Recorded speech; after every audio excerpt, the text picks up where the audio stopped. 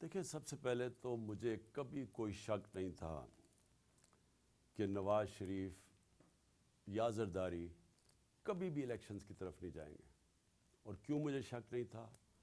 کہ دونوں اس ملک کے بڑے مجرم ہیں، یہ کرپٹ لوگ ہیں، ان کو ڈر لگا ہوا ہے کہ اگر یہ الیکشنز میں ہار گئے تو ان کو ڈر یہ لگا ہوا ہے کہ اتنی محنت سے جو انہوں نے 7 مہینے میں اپنے کیسز ختم کیے ہیں یہ پھر نہ ریوائیو ہو جائیں۔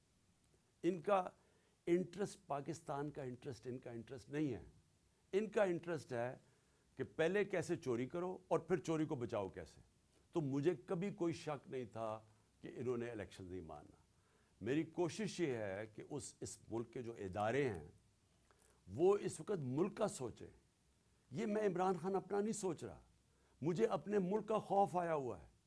اور اگر یہ ملک خدا نہ خواستہ جس طرف تیزی سے جا رہا ہے، جو دنیا کہہ رہی ہے آپ کے ڈیفالٹ کی طرف جا رہا ہے، اگر یہ ادھر چلا گیا، اگر کسی نے مثلا یہ ہوپ کر رہے ہیں کہ آئی ایم ایف یا چائنا بیل آؤٹ کر دے گی، اگر انہوں نے نہ کیا تو یہ ملک کی جو حالات ہوں گے یہ سارا ملک افیکٹ ہوگا۔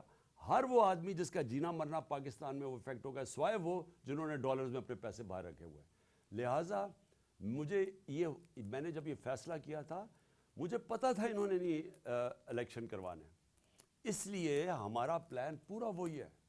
جب میری تیاری ہوگی، میں نے آپ کو کہا دسمبر میں انشاءاللہ ہو جائے گی، میں اپنے وہی جو میں نے اناؤنس کیا اسی پہ میں چلوں گا، میں یہ اسمبلی سے نکل جاؤں گا۔ خان صاحب یہ بتائیے کہ اعظم سواتی کے خلاف اسلام آباد میں مقدمہ درج ہوتا ہے، بلوچستان میں ہوتا ہے، پھر ان کو اٹھا کر سندھ میں لے گئے ہیں۔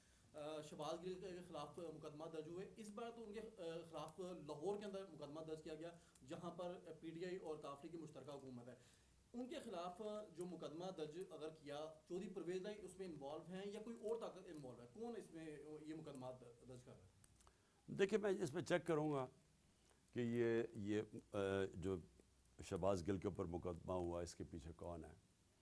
ہم دیکھیں امید رکھتے ہیں، میں آج بھی امید یہ رکھتا ہوں کہ ہمارے سے جو ہوا ہے پچھلے 7 مہینے میں، جس طرح کا ظلم ہوا ہے ہمارے ساتھ، کبھی کسی ڈیموکریسی میں تو ہو ہی نہیں سکتا، لیکن کبھی کسی پارٹی کے ساتھ اس طرح کا ظلم تشدد نہیں ہوا جو ہمارے ساتھ ہوا اور جو میڈیا کے ساتھ ہوا۔ اور وہ میڈیا کے لوگ جن کی ریپوٹیشن تھی، جن کی کریڈیبلٹی تھی، جو لوگ ان کو معاشرے کے اندر جن کو رسپیکٹ کرتے تھے، ان میڈیا کے لوگوں کے ساتھ کیا ہوا، ارشد شریف کے ساتھ کیا ہوا، اور اس کے بعد یہ جو میڈیا ہاؤسز کو بند کیا گیا اور جو دھمکیاں دی جا رہی ہیں، ایسے کبھی نہیں ہوا۔ میں صرف یہ امید رکھتا ہوں کہ پہلے تو ایک رجیم تھی جنرل باجوہ کی، اس میں تو ہمیں سمجھ آ گئی تھی کہ انہوں نے فیصلہ کر لیا تھا اور کھلی دشمنی ہمارے ساتھ کی تھی انہوں نے۔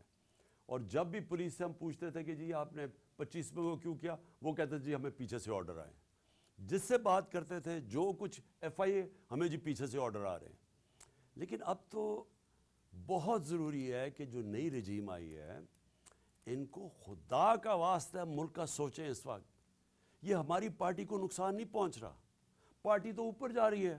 میں نے تو اپنی زندگی میں کبھی کسی پارٹی کو اس ملک کے اندر اس عروج پہ نہیں دیکھا جو ہماری ہے، لیکن یہ ملک تباہی کی طرف جا رہا ہے۔ تو اس وقت تو سوچنا صرف ملک کا چاہیے ہمیں، اور جو بھی اس وقت ملک کا سوچ رہا ہے وہ یہ نہیں چاہے گا کہ ہماری سب سے بڑی پارٹی اور ہماری اسٹیبلشمنٹ کے اندر اتنا بڑا فاصلہ ہو جائے جو کہ جنرل باجوہ کے دور میں تھا۔ یہ ایک نیا وقت آیا ہے اور نیا آرمی چیف آیا ہے۔ ان کو تو سب سے پہلے یہ فوج اور ایک قوم اور فوج اکٹھی چلتے ہیں، علیحدہ علیحدہ نہیں ہوتے۔ فوج مضبوط ہی تب ہے جب قوم اس کے ساتھ کھڑی ہے۔ خان صاحب یہ بتائیے کہ اسٹیبلشمنٹ کا بڑا رول ہوتا ہے پالیٹکس میں، پاکستان میں ہمیشہ سے رہا ہے۔